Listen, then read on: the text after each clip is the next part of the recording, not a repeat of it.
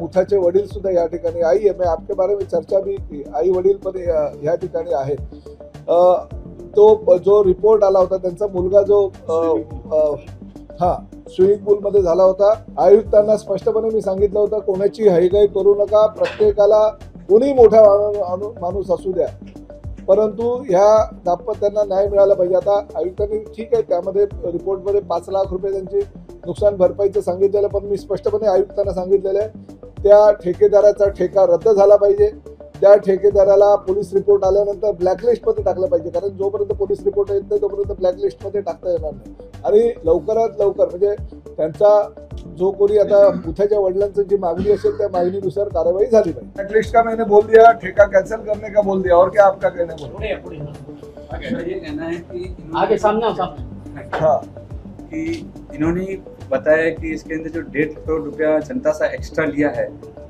नहीं वो भी मैंने एफआईआर दाखिल करने को बोल दिया, और तीनों काम मैंने आपका मैसेज आया वैसे उनसे बात कर दी, तीनों बात को उन्होंने एक्सेप्ट कर दिया। तर त्यांनी काहीतरी महानगरपालिकेची, उन्होंने जो कॉन्ट्रैक्टर है उसने महापालिका को फंसाया था, उसके ऊपर एफआईआर लॉन्च किए, उसको ब्लैकलिस्ट में पुलिस रिपोर्ट आते ही डाले, और मेन तो है उसका पूरा का पूरा ठेका कैंसिल करे, और स्विमिंग पूल भले वो सिस्टमेटिक तरीके से ये करके पूरा टेक्निकल और लीगल और ये देखते हुए लोगों के लिए खुला के। नहीं, पहला मेरा ऐसा कहना है कि देखिए पहले तो ठेकेदार पे कार्रवाई होनी चाहिए, वो जो सिखाने वाला जो था हाँ तो अधिकारियों के ऊपर भी कार्रवाई की है। ग्रंथ मुथा की मौत को 110 दिन हो गए, लेकिन आज भी उनके माता पिता की नज़रों में वो दर्दनाक नज़ारा सामने नजर आता है। जब भी उनसे बातचीत करनी चाहिए तो उनके आंखों में आंसू आ जाते हैं। आज मनपा मुख्यालय आए थे परिवहन मंत्री को मिलने, आइए जानते हैं उनसे किस तरह का दर्द है और क्या कहना चाहते थे। माननीय श्री प्रताप सरनाईक ने हमको ये आश्वासन दिया है कि मैंने माननीय उपायुक्त राधा विनोद शर्मा को आपकी सभी बातें बताई है कि आपको जो मुआवजे की बात कही है, फिर आपने ये बताया कि जो कॉन्ट्रैक्टर है उसके ऊपर भी एक्शन होना चाहिए, उसकी एफआईआर होना चाहिए, वो अभी तक हुई नहीं है, और अधिकारी के ऊपर कोई एक्शन लिया गया नहीं है, ऐसी बात बताई थी। तो उन्होंने बताया कि उसके ऊपर भी अधिकारी पर भी एक्शन लिया जाएगा। एफआईआर से हम बिल्कुल संतुष्ट नहीं है कि एफआईआर में 106 लगाई गई है जबकि 105 बैठती है, और वो 105 बैठती है तो एफआईआर से हम संतुष्ट होते हैं, ऐसी हमारी मांगे हैं। ठेकेदार को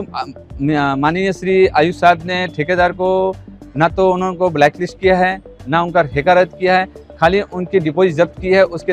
डिपॉजिट के 10% जो मुआवजे के तौर पे हमको एक समन में और पेपर में उन्होंने हमको दिया गया है, उसमें ये बातें बताई गई है। लेकिन हमारी ये इच्छा है कि हम ठेकेदार से नहीं, जिस दिन जो